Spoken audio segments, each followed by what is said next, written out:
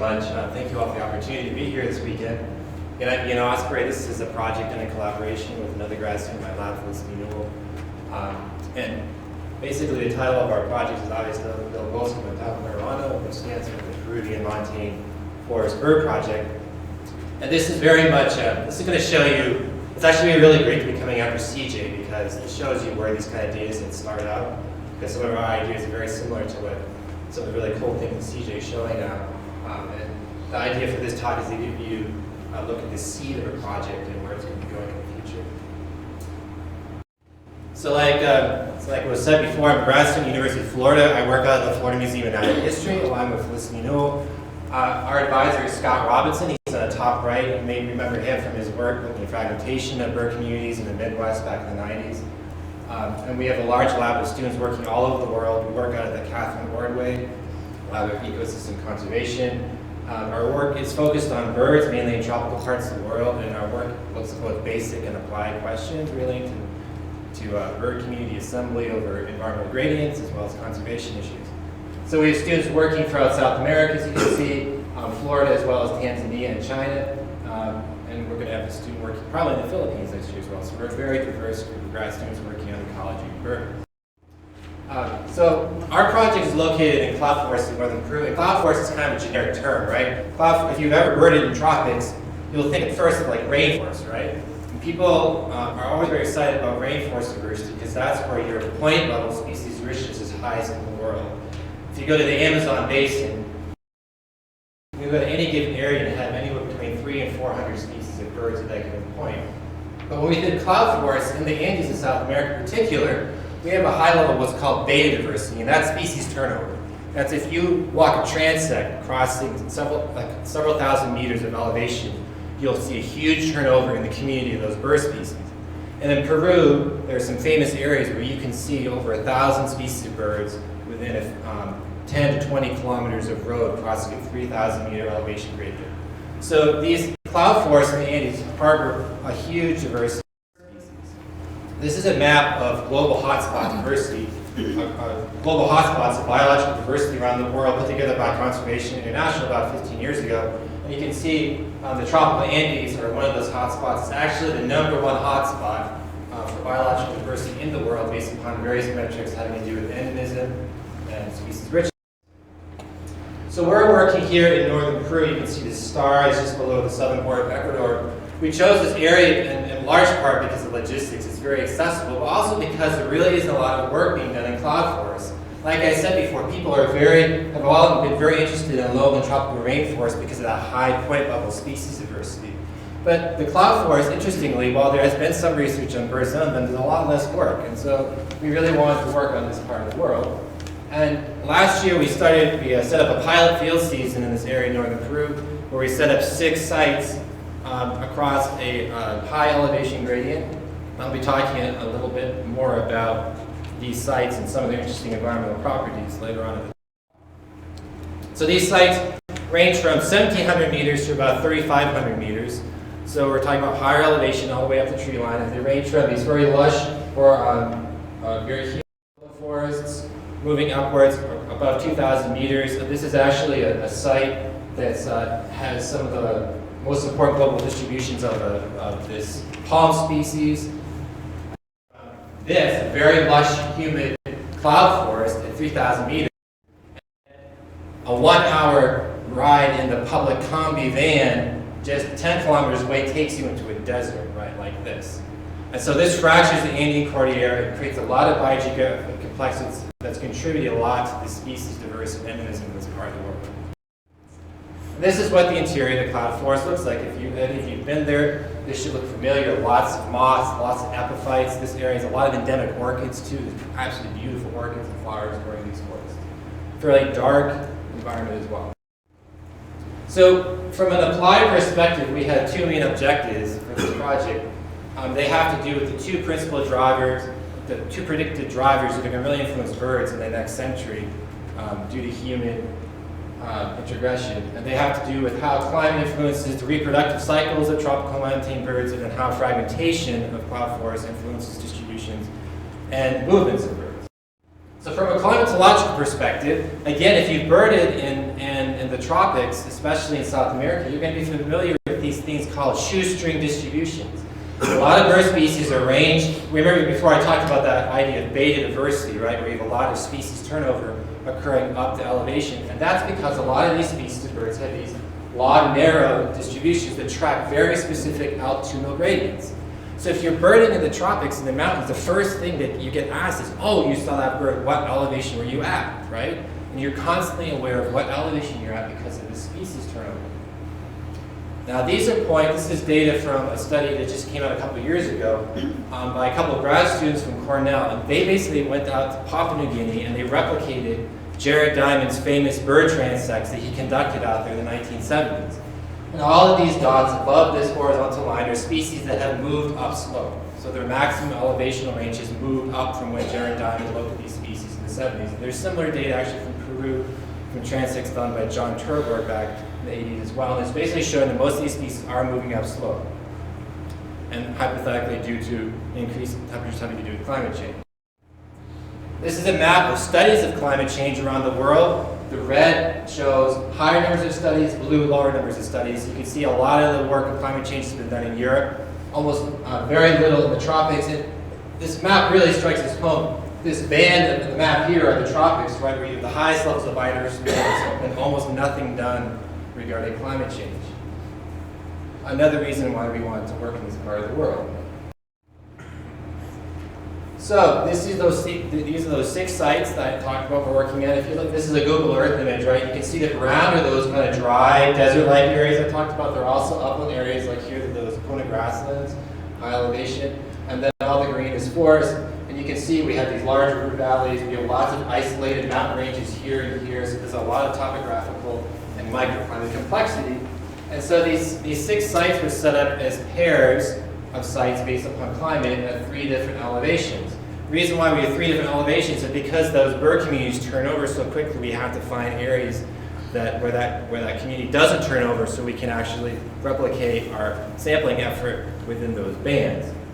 And so we put out some environmental monitoring stations. We have humidity sensors and temperature sensors and grain gauge sensors at these sites to measure climatological variables. And we're finding that these 3 general different climatological regimes. And what we can do is actually look at some of these metrics derived from banding data to see how they compare with wet sites at low and high elevation, moderately wet sites at high elevation, and then really wet sites at high and low elevation. So the other part of this is having to do with fragmentation. We were really inspired by this because we were scoping out this area. We went on a pilot scouting trip about 1.5 years ago to this area in northern Peru. And there's this bird species called the pale-billed antpid. This is a very rare understory terrestrial species of bird. It's about the size of a small rail. It's very terrestrial, does not fly very well, right? Very emblematic of these understory insectivorous terrestrial birds that populate a lot of the neotropics. And we were very lucky. We actually did find this bird and we actually saw it, which is hard to do. And it's up to that red dot on the top left of that map. So it's an isolated mountain range. And we saw this bird and we wondered, how in the world does this bird get around? So in this map here, this is a topographic map of part of the study area, and all the dark green is basically its species range predicted based upon records from museums and breeding records and such. And you can see it's a narrow altitudinal band, right?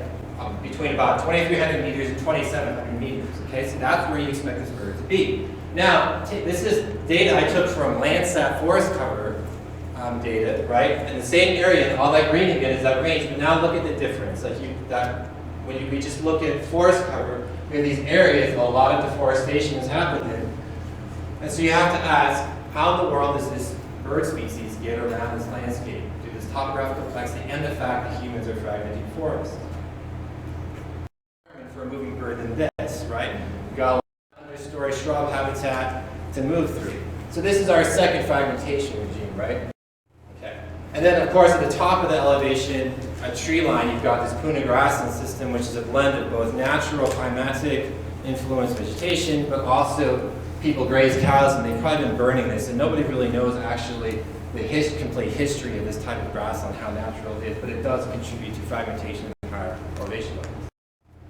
And so this is an example of one of those study sites. You can see I put white lines around a lot of the fragments. We're going to be catching birds, doing nesting and banding in a lot of these fragments, as well as doing audiovisual surveys for the whole bird community.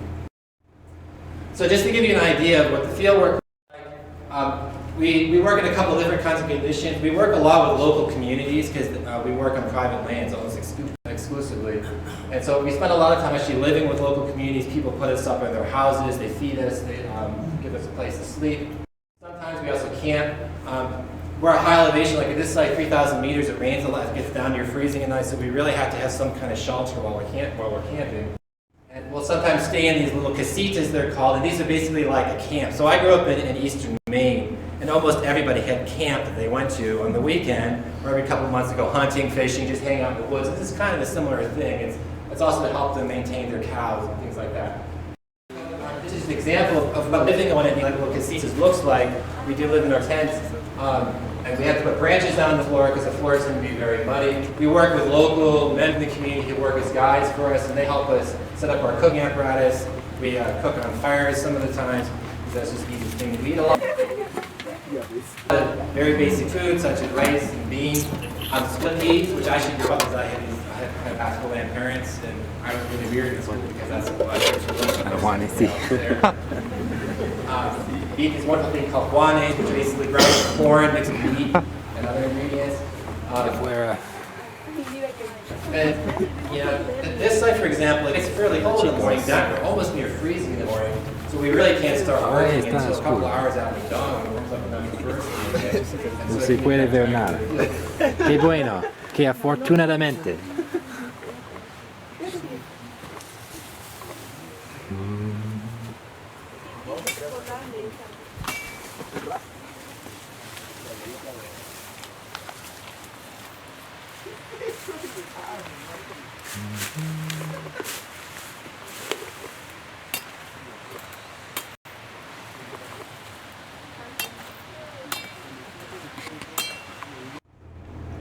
So when we do our work, you're all familiar with this work from a banding perspective, right? We put up between 10 to 15 mist nets in the forest, using the banding station somewhere that works out, and we catch birds. And our capture rates are very variable. It really depends upon the site we're at, where our nets are placed, the type of forest we're at. They can range between 20 birds over a 6-hour effort to 50 birds. Some occasionally a little less. This site actually was kind of slow, which is why it looks like we're sitting around a bit sometimes. we are working. We're collecting the data. But, you know, the great thing about these banding stations is that all the people that get to be involved in them. Okay, so in this case, we have Felicity here running the station. We've got Elliot at the top right. He's this fantastic bander who comes from the dry forests of Peru. Marty has a lot of background in this, but you know, he's still learning a lot. He helped do a lot of training. We have Maria, who's a student from Lima, who's been starting to learn how to band birds, and she went along the project. And this is Jorge, one of our guides. He's a tank. He's the kind of guy you want to be in the forest. He can carry you out on his back. No problem, right? And he was really into this and got to see what we do. Okay? So how it's been useful, you know, this really piggybacks on what CJ was talking about a lot. You know, there's a lot of things we do with this. So we're going to be doing a certain number of audiovisual surveys and these fragments and look at distributions, but there's still a lot of species that you can't pick up very well with like point counts and line transect methods, right? Things like these ant pittas and gnat eaters and some of the hummingbirds, they're really hard to detect. They're these understory species that are hard to detect. So the mist netting that we do, I put these in last night with the talk from yesterday. We do catch a couple of those species on Rich's Species of Conservation Concern list from West Virginia. A couple of old friends here. There are cerulean warblers hypothetically in the area. I think we're a bit high for them, but they are supposed. And actually, Elliot, this is really exciting for the Peruvian banders to help us out because they haven't worked with a lot of these North American migrants. And Elliot was completely psyched. I think this was his favorite day of the field. We caught the Canada warbler. We're collecting demographic data using banding. We're hoping to run this project for at least 3 or 4 or 5 years, and at the end of that, hopefully we'll have enough data to look at some survivorship patterns. We're collecting information on molt limits to look at age structure and the populations as well. We have a student from Peru working on a species account for one species, the russet ground warbler, to describe its molt patterns. And we're designing a bunch of molt training material for our field crews so they can help age birds correctly in the field. We're interested again how reproductive timing tracks seasonality. So we're collecting all these data. You guys are familiar with things like group patches. If we see fledglings around, we're looking at CPs.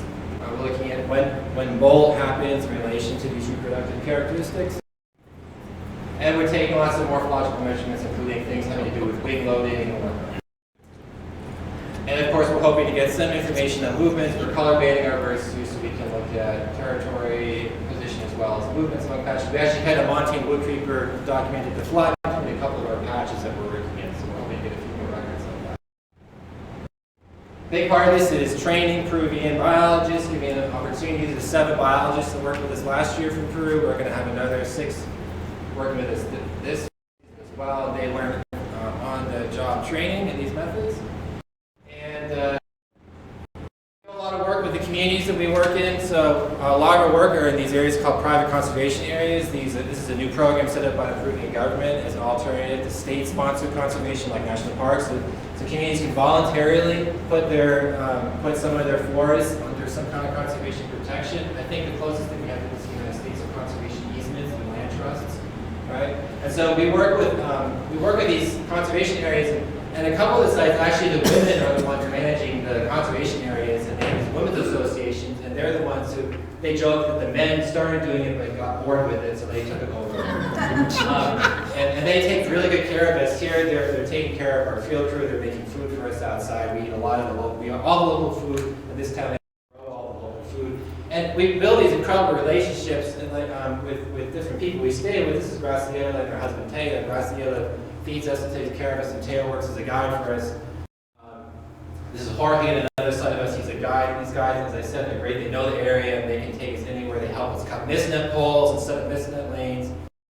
Do a lot of work for us. And we get to meet a lot of fantastic people and build a lot of great relationships. And then finally, one of the things we're really excited about is just really giving back in terms of education in these communities. We put together bird photo collages and bird lists.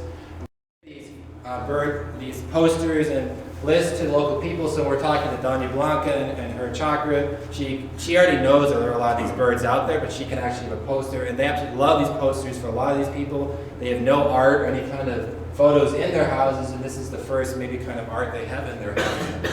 And they actually love the photos. People love birds, right? We started doing workshops with schools. Felicity and I spent many years before our graduate work working for bird observatories around the United States, and we're really inspired by the model they have, promoting both research and education simultaneously, and we're trying to do that as well. Getting kids out with binoculars. Kids are really great at finding birds. They love running around. They see everything, and they've never used binoculars before in many cases. So this was. And the thing is, a lot of the people here already know a lot of the birds, and you can sit and work through the bird book and actually recognize build a lot of bonds and friendships just over these. I like to say the birds are the gateway drug to nature appreciation, right? And for many people, the cardinal in your backyard was the first thing that got you hooked in nature. And it's the same as for a lot of these people. They know these birds, and we're hoping that while we're also, working on our research and stuff, we can help forge these connections with the natural world. So thank you very much. These are our supporters.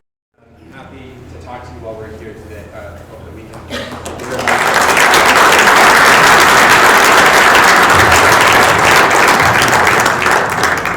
We have a couple of minutes for questions if you have any questions for Ian.